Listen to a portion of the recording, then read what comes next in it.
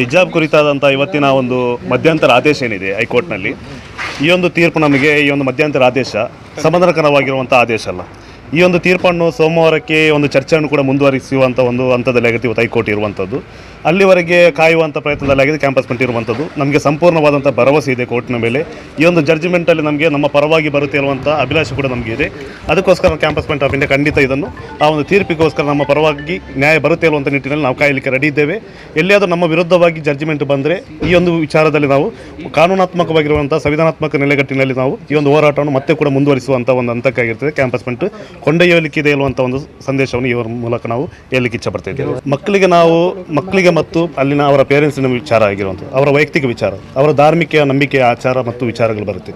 ಆದರೂ ಕೂಡ ಒಂದು ವಿಚಾರ ಇಲ್ಲಿ ಮಾತಾಡಬೇಕಾಗಿ ಬರುತ್ತೆ. ಯಾಕಂದರೆ ಹೇಳಿದರೆ ಕೇಸರಿ ಶಾಲು ಮತ್ತು ಹಿಜಾಬಿಗೆ ಕಂಪೇರ್ ಮಾಡುವಂಥ ವಿಚಾರ ಇಲ್ಲಿ ಬರಲ್ಲ. ಕೇಸರಿ ಶಾಲು ಹೇಳುವಂಥ ಈ ಒಂದು ಬಂದಿರುವಂಥದ್ದು 8ನೇ ತಾರೀಕಿಗೆ ಜಡ್ಜ್ಮೆಂಟ್ ಬರುವಂಥ ಸಂದರ್ಭ. ಇವತ್ತು ಕೋರ್ಟಿನ ದಾರಿ ತಪ್ಪಿಸುವಂಥ ಪ್ರಯತ್ನ ಆಗಿರುತ್ತೆ ಇವತ್ತು ಸಂಘ ಪರಿವಾರ ABP ಶಕ್ತಿಗಳು ಇವತ್ತು ಕರ್ನಾಟಕದಲ್ಲಿ ಮಾಡಿರುವಂಥದ್ದು. ಅದರ ನೆಲೆಗಟ್ಟಿನಲ್ಲಿ ಹಿಜಾಬು ಮತ್ತು ಕೇಸರಿಯನ್ನು ಒಂದೇ ಮಾರ್ಗವನ್ನು ಇಟ್ಕೊಂಡು ಇವತ್ತು ಈ ಥರದ ಒಂದು ಆದೇಶ ಹೊರಡಿಸಿರುವಂಥದ್ದು ಇದು ಸಮಾಧಾನಕರವಾಗಿರುವಂಥ ಆದೇಶ ಅಲ್ಲ. ಆದರೆ ಕೋರ್ಟು ಒಂದು ಉನ್ನತ ನೆಲೆಗಟ್ಟಿನಲ್ಲಿರುವಂಥ ಒಂದು ಇದು ವಿಚಾರ. ಅದಕ್ಕೋಸ್ಕರ ನಾವು ಆ ಒಂದು ಮುಂದಿನ ಏನು ಚರ್ಚೆಗಳಿದೆ, ಮುಂದಿನ ವಿಚಾರಣೆ ಏನಿದೆ ಅಲ್ಲಿವರೆಗೆ ನಾವು ಏನು ಮಾಡ್ತೇವೆ, ಆ ಒಂದು ಇದಕ್ಕೆ ಡಿಸಿಷನ್ಗೋಸ್ಕರ ನಾವು ಕಾಯ್ತೇವೆ. ನಮ್ಮ ಪರವಾಗಿ ಜಡ್ಜ್ಮೆಂಟ್ ಬರುತ್ತೆ ಅನ್ನುವಂಥ ಸಂಪೂರ್ಣ ನಮಗೆ ಭರವಸೆ ಇದೆ. ಎಲ್ಲಿಯಾದರೂ ಬರದಿದ್ದರೂ ಕೂಡ ಈ ಒಂದು ಹೋರಾಟವನ್ನು ಕಾನೂನಾತ್ಮಕ ನೆಲೆಗಟ್ಟಿನಲ್ಲಿ ನಾವು ಮುಂದುವರಿಸ್ತೇವೆ ಅನ್ನುವಂಥ ಒಂದು ವಿಚಾರವನ್ನು ಕೂಡ ಈ ಒಂದು ರಾಜ್ಯದ ಜನರ ಮುಂದೆ ನಾವು ಹೇಳಲಿಕ್ಕೆ ಇಚ್ಛಪಡ್ತೇವೆ.